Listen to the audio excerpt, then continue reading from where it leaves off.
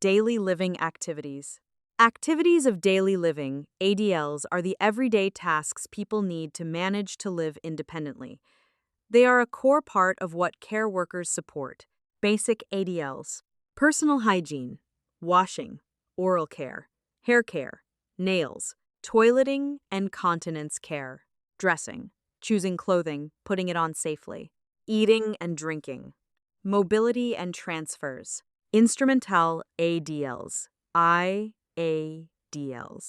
cooking, shopping, housekeeping, managing money, medication, transport, using the phone. How to support ADLs well. Privacy first. Close doors and curtains. Cover what you are not working on. Explain before you act.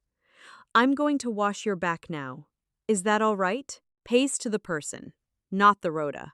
Maximize their participation. Handing them the flannel for their face is care. Observe and report. Skin condition, mood, pain, intake, output, mobility changes.